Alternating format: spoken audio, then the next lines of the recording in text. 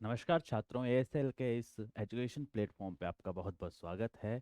हम जिस चीज़ का अध्ययन कर रहे हैं वो है सोशल साइंस, सामाजिक विज्ञान। सामाजिक विज्ञान में हम लोकतांत्रिक राजनीति भाग 2, जो कि आपके 10वीं क्लास में है, उसका अध्ययन कर रहे थे। उसके पिछले 2 चैप्टर मैं आपको करा चुका हूँ। अगर आपने वो नहीं पढ़े तो उन वीडियोस को ज़रूर देखें, क्योंकि उनसे रिलेटेड ही इसमें है। ये जो आपकी बुक है ये पूरी इंटर रिलेटेड है। जो एग्जाम्पल्स मैं यहाँ लूँगा वो आपके पिछले चैप्टर से ही होंगे। तो अभी आप इसको देखिए, और इसके बाद या इससे पहले देखना चाहें तो भी आप उन वीडियोस को देख सकते हैं। ठीक है। हम जिस चीज़ का अध्ययन कर रहे हैं वो लोकतांत्रिक राजनीति भाग 2। तो लोकतंत्र जो है वो भारत में सबसे बड़ा है पूरे विश्व में। तो आपको उसको समझने में वैसे भी इतनी कठिनाई नहीं होनी चाहिए, ये मैं आपको पहले भी बता चुका हूँ। अब जो अपना चैप्टर है उसका नाम है लोकतंत्र और विविधता। क्या नाम है? लोकतंत्र और विविधता। ठीक है।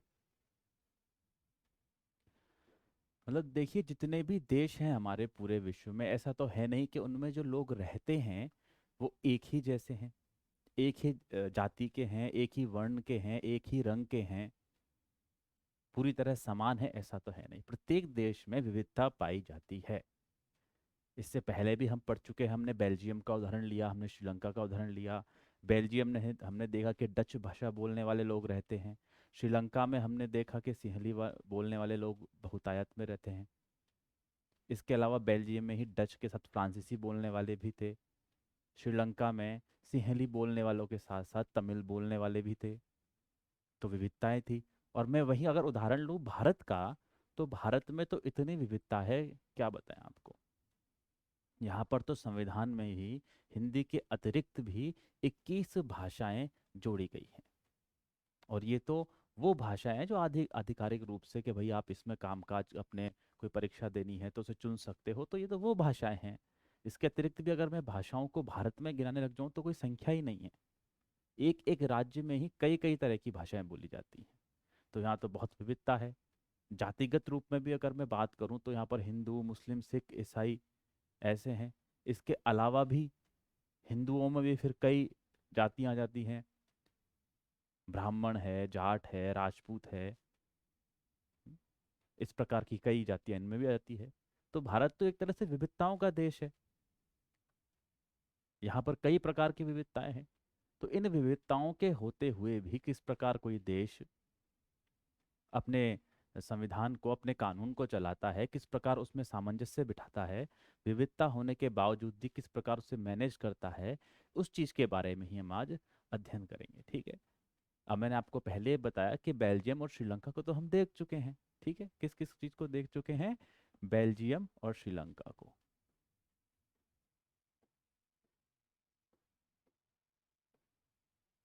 बेल्जियम और श्रीलंका को। ठीक है। बेल्जियम में क्या था? डच बोलने वाले थे और फ्रांसीसी बोलने वाले थे। और श्रीलंका में क्या था?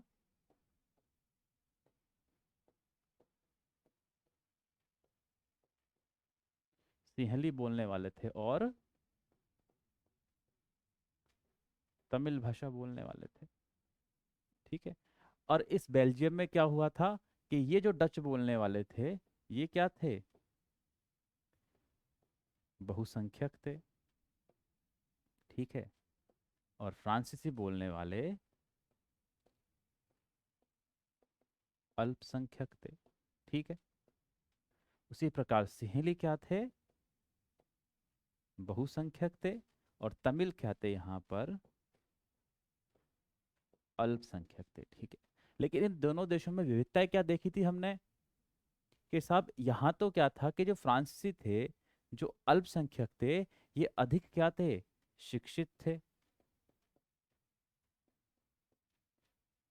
धनी थे, और राजनीति में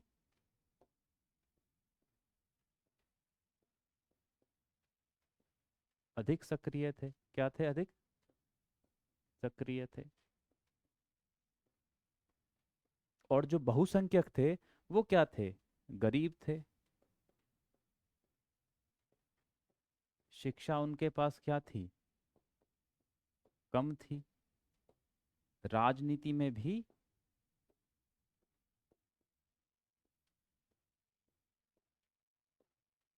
पिछड़े हुए थे। ठीक है। लेकिन यहाँ श्रीलंका में क्या था, सिंहली जो बहुसंख्यक हैं वही शिक्षित भी थे। ठीक है। और राजनीति में सक्रिय भी थे। जबकि जो तमिल थे ये कम सक्रिय थे। ठीक है। अब इन देशों में क्या क्या हुआ था? विविधताएं तो थी, यही तो विविधताएं हम पढ़ रहे हैं, लोकतंत्र और विविधता है। इन दोनों जगह लोकतंत्र है। ठीक है। ये बात अलग है कि हमने पढ़ चुके हैं कि बेल्जियम में तो संघात्मक व्यवस्था है और श्रीलंका में एकात्मक है। ठीक है। वो मैं पिछली क्लास में बता चुका हूँ। संघात्मक में क्या होता है? विकेंद्रीकरण होता है, केंद्र में और राज्यों में शक्तियों का बंटवारा होता है। जबकि जो एकात्मक होती है उसमें सारी शक्तियां केंद्र यानी सेंट्रल गवर्नमेंट के पास होती हैं। लेकिन विविधताएं तो हमने यहाँ देखी थी। अब विविधताएं जो हमने देखी तो यहाँ क्या हुआ, इन्होंने अपने यहाँ पर किस प्रकार लोकतंत्र को स्थापित किया, इन्होंने अपने यहाँ किस प्रकार की नीतियों को और लोकतंत्र को स्थापित किया। हमने देखा कि बेल्जियम में था। बेल्जियम में क्या करा, इन दोनों लोगों ने सत्ता में जो साझेदारी करी वो आधी आधी कर ली। ये सब केंद्र सरकार में भी आधे आधे लोग दोनों भाषा के रहेंगे, और जो स्थानीय सरकारें हैं, राज्य सरकारें हैं, उनमें भी आधे आधे लोग दोनों भाषाओं के रहेंगे। ठीक है। इसके अलावा हमने देखा कि यहाँ क्या हुआ, यहाँ पर ये सिंहली जो लोग हैं, जो बहुसंख्यक हैं, इन्होंने सत्ता में अधिकार कर लिया, तमिलों को अधिकार नहीं दिए। तो ये तमिल अपने आप को पिछड़ा हुआ समझने लग गए और यहाँ पर एक गृह युद्ध की स्थिति देखने को मिली। जबकि बेल्जियम में ऐसा कुछ नहीं हुआ। ये जो विविधता है उसका सिर्फ एक रूप है, क्योंकि विविधता सिर्फ भाषाई आधार पर ही नहीं हो सकती। भाषा के अलावा जातीय आधार पर, ठीक है, रंग के आधार पर, लिंग के आधार पर, ठीक है, मूल वंश के आधार पर, मूल वंश के आधार पर, इन आधारों पर भी आदि और भी चीजें हैं, उन आधारों पर भी देखने को मिल सकती है। अब आप कहोगे साहब रंग भेद कैसे? भारत में जरूर ऐसा है कि रंग भेद देखने को नहीं मिलता। भारत के संविधान में भी ये साफ साफ लिखा हुआ है कि साहब भारत में रंग भेद नहीं है, क्योंकि जो असमानता के बिंदु लिखे हैं उनमें रंग भेद है ही नहीं। जन्म, जाति, मूल वंश आदि आधारों पर ही भारत में भेदभाव माना जाता है, रंग के आधार पर नहीं माना जाता। लेकिन कुछ ऐसी कंट्रीज हैं, जैसे अमेरिका हुआ, अफ्रीका हुआ। हाँ, अफ्रीका में भी महात्मा गांधी हमारे गए थे, उन्होंने काफी आंदोलन किया जब जाके अश्वेतों को अधिकार मिले। अमेरिका में भी आप देखते हैं अश्वेतों के साथ, थोड़े दिन पहले की बात है, एक अश्वेत आदमी को एक पुलिस वाले ने मार दिया। तो वहां पर उनके मानवाधिकारों का हनन देखने को मिलता है। तो इन विविधताओं में किस प्रकार सामंजस्य स्थापित किया जाता है इस चैप्टर में हम देखेंगे। ठीक। अब देखते हैं कि ये जो मैंने असमानता की बात आपसे की, उससे रिलेटेड ही एक कहानी आपकी बुक में है। क्या होता है, ओलंपिक होते हैं एक बार, और वो ओलंपिक कहाँ होते हैं? 1968 में मेक्सिको में होते हैं। ठीक है। इस ओलंपिक में क्या होता है कि 200 मीटर की एक रेस होती है। जो दौड़ते हैं ना, अपन दौड़ लगाते हैं 100 मीटर, 200 मीटर, 400 मीटर, 800 मीटर, है ना? तो उनमें से 200 मीटर की एक रेस होती है।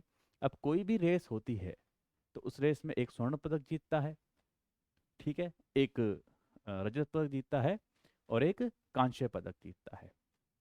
तो यहाँ क्या होता है, इस रेस में जो स्वर्ण पदक जीतते हैं और जो कांस्य पदक जीतते हैं वो दोनों एक ही देश के होते हैं। कहाँ के? अमेरिका के। ठीक है। कौन जीतता है साहब इसमें? एक तो स्वर्ण पदक जीता जाता है और एक कांस्य पदक। ये देखिए, स्वर्ण पदक और कांस्य पदक। ठीक है। और इन्हें जीतते कौन है? टॉमी स्मिथ और जॉन कार्लोस। ये स्मिथ जो है ये तो जीतते हैं स्वर्ण, ठीक है, और ये कार्लोस क्या जीतते हैं?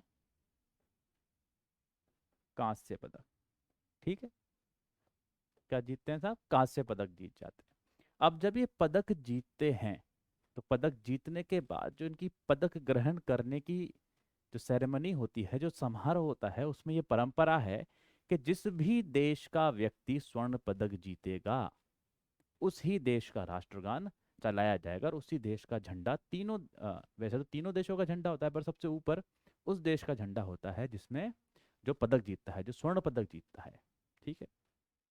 अब स्वर्ण पदक कौन जीता? Tommy Smith. ये अमेरिका का था। तो फिर सबसे ऊपर अमेरिका का झंडा हुआ और अमेरिका का राष्ट्रगान हुआ जब कब? जब इन्हें पदक दिया गया। अब देखिए यहाँ पर इन तीनों को पदक मिला है, बीच में टॉमी स्मिथ आपको दिख रहा है, और ये यहाँ पर कार्लोस है, और एक और व्यक्ति था जो रजत पदक जीता, उसका नाम था पीटर नॉर्मन। क्या नाम था? Peter Norman. ठीक है। ये कहाँ का था? ये ऑस्ट्रेलिया का था। कहाँ का? ऑस्ट्रेलिया।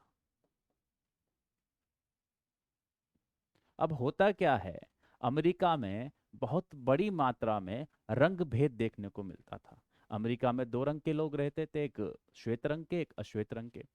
तो श्वेत रंग के लोग अधिक धनी थे, अधिक समृद्ध थे, और वो भेदभाव करते थे अश्वेत लोगों के साथ। ठीक है। अश्वेत लोग काफी लंबे समय से भेदभाव झेल रहे थे, और विश्व की जो बिरादरी थी, विश्व के देश थे अंतर्राष्ट्रीय स्तर पर, उन्हें इस भेदभाव के लिए उचित मंच नहीं मिल रहा था कि साहब हम हमारी बात रखें, कि हम भी मानव हैं, हमारे मानव अधिकारों का हनन हो रहा है। अच्छा, आप ये शब्द सुन रहे हैं मानव अधिकार, तो साहब ये मानव अधिकार चीज क्या है? देखिए, मानव अधिकार वे अधिकार हैं जो किसी भी व्यक्ति को मनुष्य योनि यानी मानव होने के नाते प्राप्त होते हैं। ये किसी भी देश का हो, कहीं का भी हो, मानव अधिकार व्यक्ति के होते ही होते हैं। क्योंकि अगर कोई मनुष्य योनि में प्राप्त हुआ है तो ये उसके मानव अधिकार अपने आप उसको मिल जाते हैं। अब क्या हुआ साहब, वहां पर इनके मानवाधिकारों का हनन हो रहा था, इनसे भेदभाव हो रहा था, इन्हें बेवजह मारा जा रहा था। ठीक है। इन्हें पर्याप्त प्रतिनिधित्व नहीं मिल रहा था, शासन में इनकी भागीदारी नहीं थी, इस प्रकार के जो कार्य थे वहाँ किए जा रहे थे।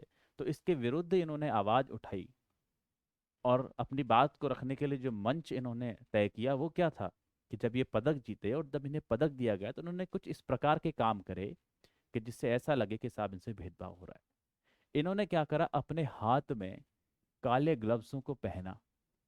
ठीक है।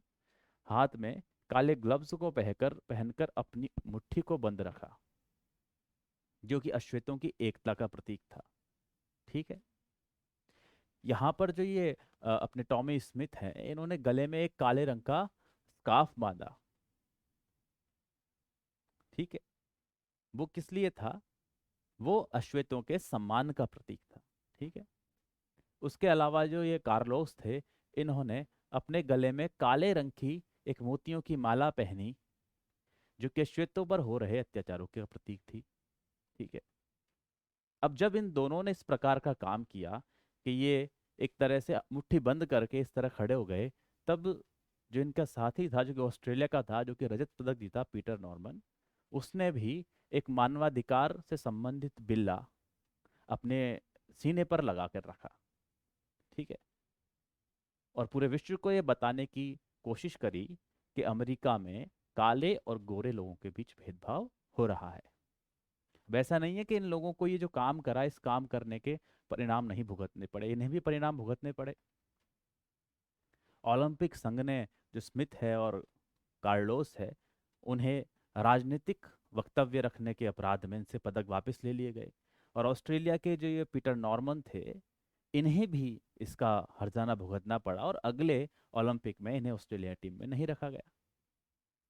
हालांकि बाद में जिस कॉलेज से लोग पढ़कर आए, अपने स्मिथ और कार्लोस, इन्हें सम्मानित किया गया और इनके कॉलेज में इनकी प्रतिमाएं लगाई गई। और जब 2006 में ये पीटर नॉर्मन की मृत्यु होती है, तो उसको कंधा देने वालों में ये दोनों लोग भी, कार्लोस और स्मिथ भी शामिल होते हैं।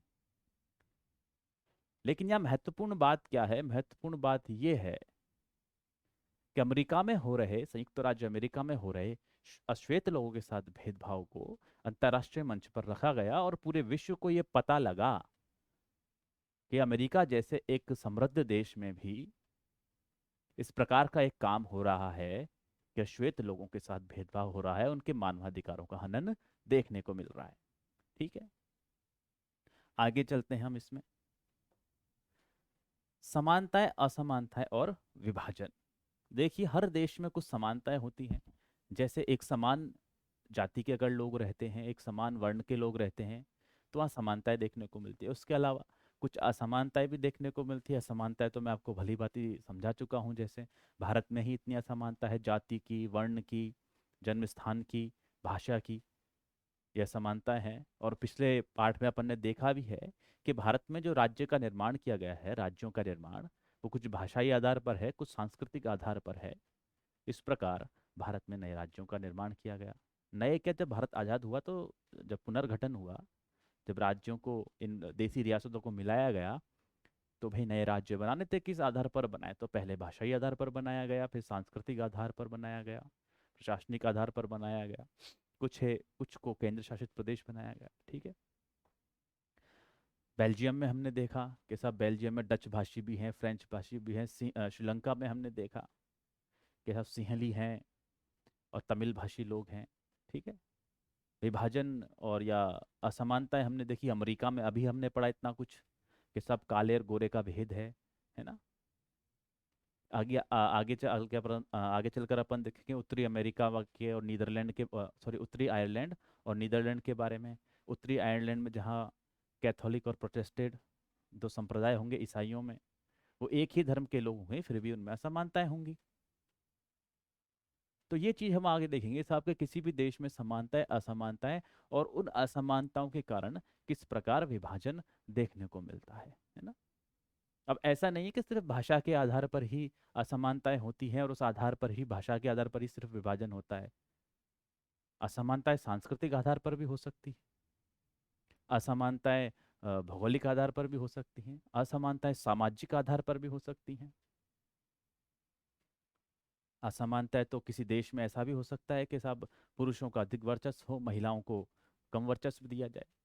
जैसे भारत में भी एक तरह से कहते हैं ना कि भारतीय संस्कृति या भारतीय समाज जो है एक पुरुष प्रधान समाज है, और महिलाओं को उतनी छूट या उतनी अवसर नहीं दिए जाते जितने अवसर इस समाज में पुरुषों को दिए जाते हैं। तो असमानताएं किसी भी प्रकार की हो सकती है ना। वो असमानताओं का विभाजन किस प्रकार करते हैं किसी देश में, जैसे बेल्जियम में किया गया कि दोनों को बराबर बांटा गया। श्रीलंका में किस प्रकार किया गया कि जहां पर जो बहुसंख्यक थे उन्होंने अधिकारों को अपने पास रखा। यूगोस्लाविया एक ऐसा देश है जिसमें इस विभाजन के चक्कर में उस देश के कई टुकड़े हो गए। ठीक है। आगे हम चलते हैं अब, सामाजिक भेदभाव की उत्पत्ति। क्या देखते हैं हम? सामाजिक भेदभाव की उत्पत्ति। अब देखिए, ये जो सामाजिक भेदभाव है, इसकी उत्पत्ति का सबसे मुख्य कारण तो क्या होता है? जन्म।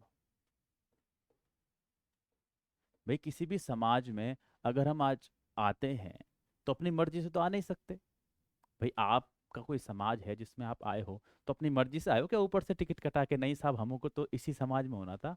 प्रभु या फिर अल्लाह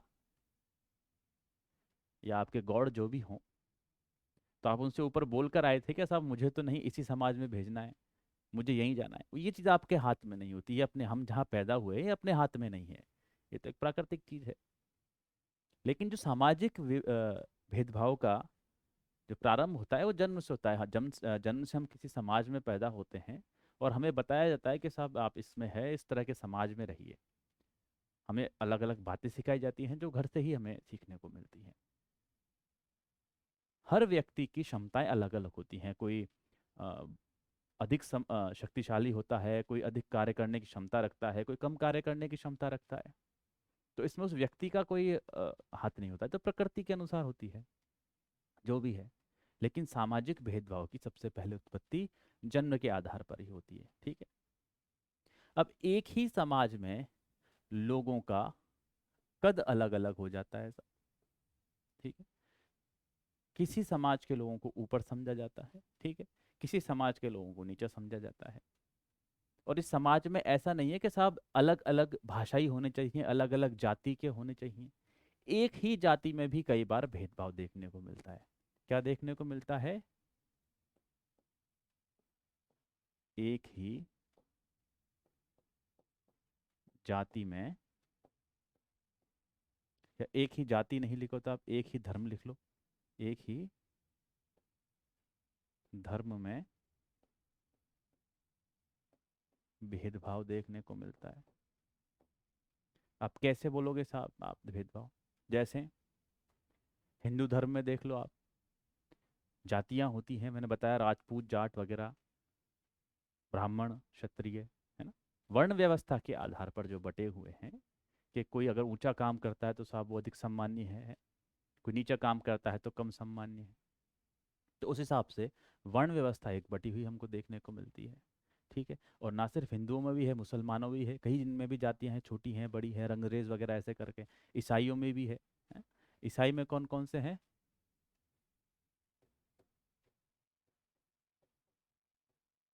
प्रोटेस्टेंट और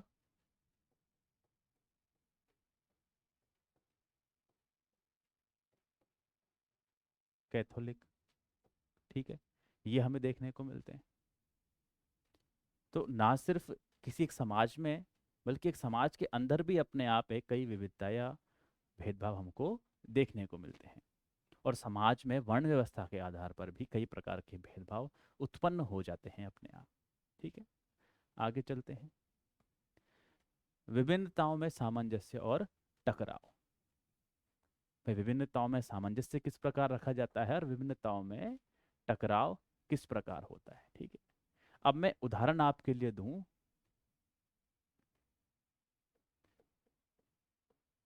उत्तरी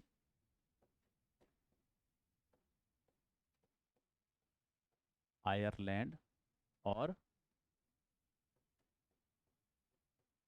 किसका? नीदरलैंड का।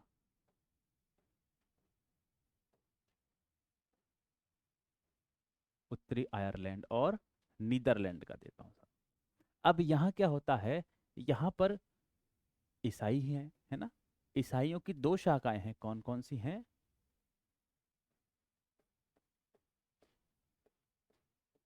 प्रोटेस्टेंट और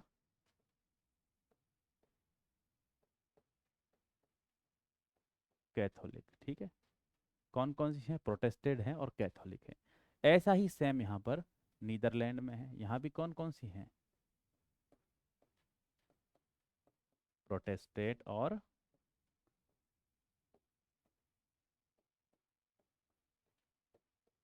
कैथोलिक। ठीक है, ये हमको देखने को मिल गया। अब साहब ये जो उत्तरी आयरलैंड है, यहाँ पर क्या है कि जो प्रोटेस्टेंट जो हैं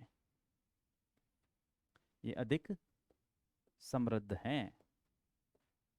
ठीक है, अधिक समृद्ध हैं। ठीक है, और जो कैथोलिक जो हैं ये कम समृद्ध हैं।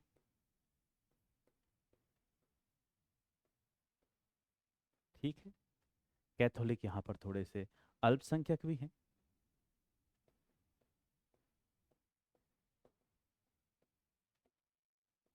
पर हम इस अल्पसंख्यक का तो यहाँ पर हटा देते हैं। देखो मेन तो यहाँ पर जो समझाने की बात है वो समृद्ध और कम समृद्ध की है। ठीक है,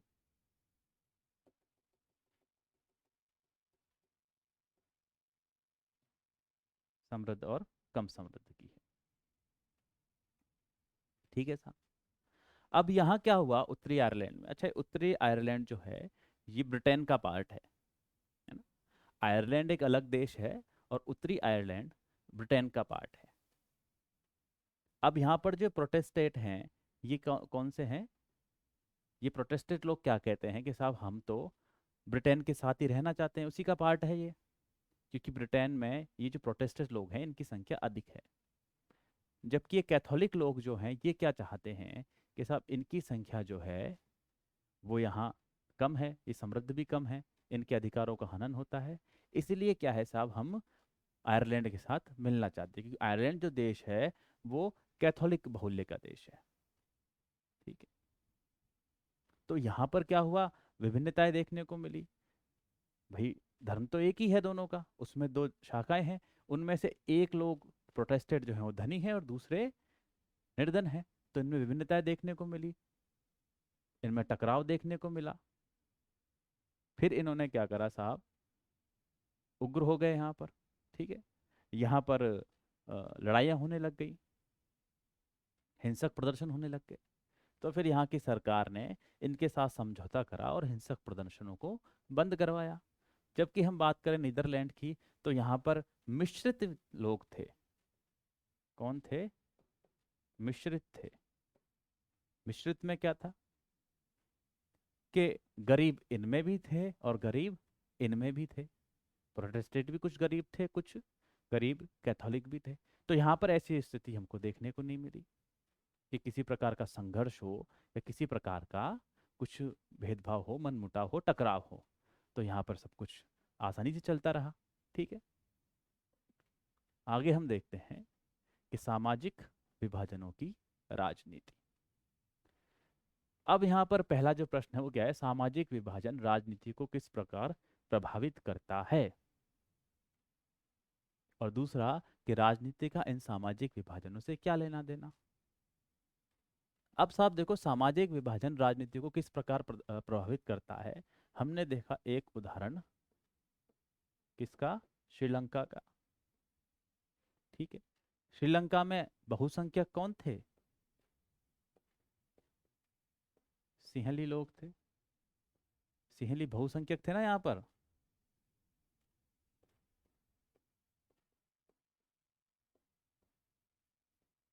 इन सिंहलियों ने क्या करा? सत्ता को अपने हाथों में लिया। और जो यहाँ पर तमिल लोग थे, उन तमिलों को अधिकार नहीं दिए। जो तमिल लोग थे उन तमिलों को अधिकार नहीं दिए। तो यहाँ पर हम देखते हैं कि साहब राजनीति हुई। राजनीति में जो विभाजन था और उस विभाजन के कारण जो सिंहली लोग थे उन्होंने यहाँ पर क्या करा? सत्ता पर अधिकार कर लिया। तो इस विभाजन ने प्रभावित किया कि नहीं किया राजनीति में विभाजन को? ठीक है, और राजनीति का इनसे क्या लेना देना? क्योंकि राजनीति, कोई राजनीति क्या है? किसी देश को चलाने के लिए जो लोग होते हैं वो राजनीतिज्ञ ही होते हैं, वही तो चलाते हैं। तो कहीं ना कहीं इस विभाजन से फायदा उठाने की कोशिश करते हैं किसी एक संप्रदाय के, एक वर्ग के लोगों को वो अधिक संरक्षण देते हैं। अगर वो बहुसंख्यक हैं तो ऐसा हो कि चुनाव में जब भी लड़ें तो उनको वोट मिले और वो जीतें।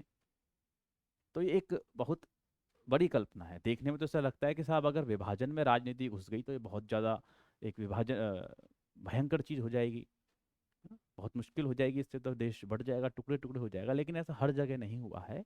कहीं कहीं पर इसको अच्छी तरह सामंजस्य से बिठाकर चलाया गया है। ठीक है, आगे हम चलते हैं। अब ये जो राजनीति में विभाजन हुआ और विभाजन में भाई राजनीति का विभाजन से क्या लेना देना है, उसके कुछ परिणाम हुए।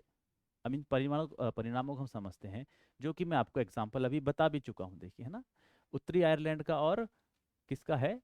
ग्रेट ब्रिटेन का जिक्र हुआ। मैंने बताया ना, उत्तरी आयरलैंड क्या है? ग्रेट ब्रिटेन का ही पार्ट है। ठीक है, अब यहाँ पर क्या हुआ? ब्रिटेन में यह हिस्सा काफी यह हिस्सा कौन सा? उत्तरी आयरलैंड काफी लंबे समय से हिंसा और जातीय कटुता में, राजनीतिक टकराव की गिरफ्त में रहा है।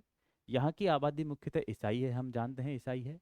ठीक है, वह इस धर्म के दो प्रमुख पंथों में बुरी तरह बटी हुई है। दो पंथ मैंने बताया ना कौन कौन से? प्रोटेस्टेंट और कैथोलिक। अब ये जो उत्तरी आयरलैंड है, यहाँ पर 53% तो क्या है? प्रोटेस्टेंट है। और 44% क्या है? रोमन कैथोलिक है, मैंने बताया तुमको। और ये जो 53% प्रोटेस्टेंट हैं, ये लोग ही अधिक धनी भी हैं, संसाधन भी इनके पास हैं। जबकि जो रोमन कैथोलिक हैं ये इनसे, इनकी तुलना में गरीब हैं। ठीक है, और ये जो उत्तरी आयरलैंड है, ये पार्ट किसका है? ब्रिटेन का है। ठीक है, अब ये जो यहाँ पर कैथोलिक लोग हैं, इनका प्रतिनिधित्व कौन करती है?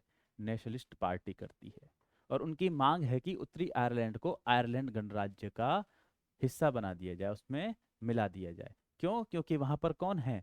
कैथोलिक बहुल के लोग हैं। भाई जो उत्तरी आयरलैंड है ये ब्रिटेन का हिस्सा है, तो यहाँ पर बसने वाले जो कैथोलिक लोग हैं, जिनका जो पार्टी है वो कौन सी है? नेशनलिस्ट पार्टी है। तो नेशनलिस्ट पार्टी क्या मांग रखती है यहाँ पर? कि हमें ब्रिटेन की जगह ये जो उत्तरी आयरलैंड हिस्सा है इसे आयरलैंड से जोड़ा जाए। क्यों? क्योंकि वहाँ पर कैथोलिक लोगों का बाहुल्य है, तो हमको वहाँ अधिक अच्छा प्रतिनिधित्व मिलेगा। जबकि यहाँ पर दूसरा क्या है? जो प्रोटेस्टेंट लोग हैं उनकी यूनानिस्ट पार्टी है। ठीक है, और ये क्या कहती है कि साहब हमको ग्रेट ब्रिटेन के साथ ही रखा जाए। क्यों? क्योंकि प्रोटेस्टेंट लोग ग्रेट ब्रिटेन में बहुसंख्यक हैं। ठीक है, अब क्या हुआ, सब इनके बीच हिंसा होने लगी, सैकड़ों लोग मारे गए, है ना, सेना के जवान मारे गए लोगों के साथ साथ। तो 1998 में ब्रिटेन की सरकार और नेशनलिस्ट पार्टी, जो किसकी थी, कैथोलिक लोगों की, ठीक है, ब्रिटेन की सरकार और नेशनलिस्ट पार्टी के बीच शांति समझौता हुआ, जिसमें दोनों पक्षों की हिंसक आंदोलन बंद करने की बात स्वीकार की कि साहब, हिंसक प्रदर्शन कोई नहीं करेगा, चाहे वो प्रोटेस्टेंट हो, चाहे कैथोलिक हो, चाहे नेशनलिस्ट पार्टी हो, यूनानिस्ट पार्टी हो, आपको हिंसक आंदोलन नहीं करना जिसमें जान माल का नुकसान हमें देखने को मिले, ठीक है। लेकिन यहाँ पर एक देश और है, युगोस्लाविया, जैसा कि मैंने आपको अभी भी बताया था, यहाँ पर भी इस प्रकार का विभाजन था। लेकिन यहाँ पर जो जातीय और धार्मिक विभाजन हमको देखने को मिला, इस आधार पर जो अपने को अलग अलग प्रकार का यहाँ पर विभाजन देखने को मिला, भेदभाव देखने को मिला जातियों के बीच। तो उस विभाजन से जो एक तरह से गृह युद्ध की स्थिति उत्पन्न हुई, लड़ाई हुई, यहाँ पर अशांति हुई, तो उस अशांति के फलस्वरूप ये जो आपका देश है युगोस्लाविया, इस युगोस्लाविया के कई टुकड़े हमें यहाँ पर देखने को मिले, और ये देश कई हिस्सों में बट गया, ठीक है। तो यहाँ पर जो हम देखते हैं कि विभाजन जो है, या फिर ये जो विविधता है, ये किसी भी प्रकार से अगर आप इसके साथ सामंजस्य बिठाकर चलोगे, तो बेल्जियम की तरह आपका विकास होगा, घर में गृह युद्ध नहीं होगा, लड़ाइयाँ नहीं होंगी, और लड़ाई नहीं होगी तो आप निश्चित रूप से क्या करोगे, तरक्की करोगे, ठीक है। लेकिन अगर आप विभाजन करोगे, ये विविधता को लेकर विभाजन करोगे, एक संप्रदाय अपने आप को अधिक ऊंचा, अधिक अच्छा समझेगा, एक संप्रदाय को नीचा समझेगा, उन्हें अधिकार नहीं दिए जाएंगे, तो कहीं ना कहीं वो प्रेशर में आकर, दबाव में आकर अपनी आवाज़ बुलंद करेंगे, और एक युद्ध जैसी स्थिति, एक अहिंसात्मक स्थिति आपके देश में बन जाएगी। अब देखना साहब, ये हमने जो विभाजन देखा, ठीक है, उसके साथ सामंजस्य देखा, उसके विभाजन के हम तीन आयाम यहाँ पर देखते हैं। पहला कौन सा है, सामाजिक विभाजन की राजनीति का परिणाम तीन चीज़ों पर निर्भर करता है। पहली चीज़ है लोगों में अपनी पहचान के प्रति आग्रह की भावना। अब देखिए, अगर आप किसी धर्म से हैं, संप्रदाय से हैं, और ऐसा समझे कि साहब मेरा धर्म ही सबसे ऊंचा है, मेरा संप्रदाय ही सबसे ऊंचा है, बाकी सब निकृष्ट हैं, सब बेकार हैं, इनको कोई प्रकार के अधिकार नहीं मिलने चाहिए, जितने भी हों अधिकार वो सिर्फ मुझे मिलने चाहिए, तो ये बेकार भावना है। आदमी को लिबरल होना चाहिए, शांत होना चाहिए, अपनों के साथ साथ दूसरों का भी सम्मान करना चाहिए। तो ये बात यहाँ पर बताई गई है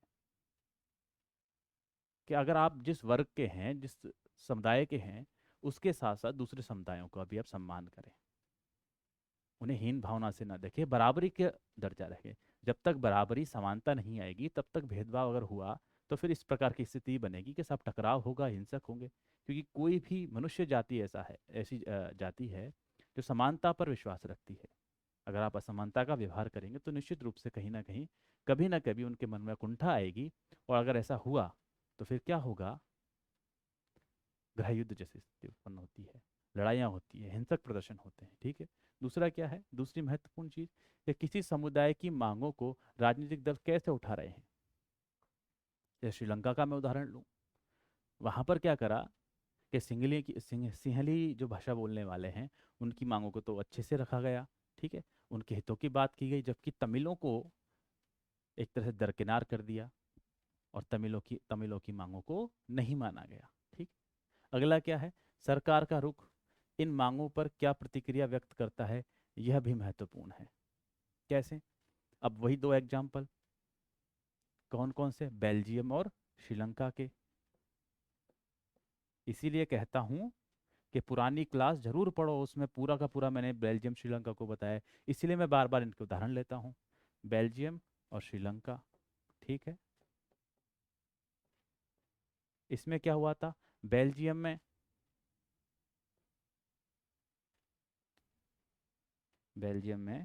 सभी को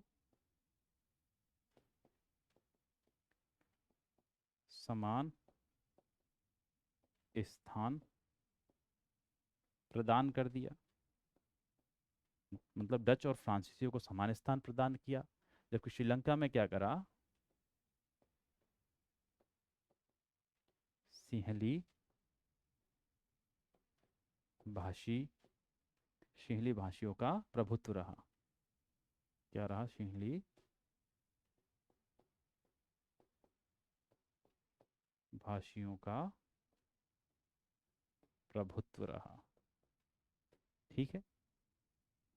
तो इसलिए क्या हुआ यहाँ पर, यहाँ की सरकार ने इस प्रकार की प्रतिक्रिया करी कि तमिलों को अपने आप को शोषित, बेगाना महसूस करना पड़ा, और उससे वो लोग विद्रोह की स्थिति में आ गए और गृह युद्ध हुआ। जबकि बेल्जियम में ऐसा कुछ नहीं हुआ, क्योंकि उन्होंने केंद्रीय लेवल पर भी, केंद्रीय स्तर पर भी और राज्य स्तर पर भी बिल्कुल समान अधिकार दे दिए। अब जब समान अधिकार दे दिए, तो फिर किसी प्रकार का हमें गृह युद्ध, या फिर ऐसा कि किसी जाति को ऐसा लगे साहब हमको तो एकदम दरकिनार किया जा रहा है, हमारा शोषण किया जा रहा है ना, ऐसी स्थिति देखने को नहीं मिली। ठीक है।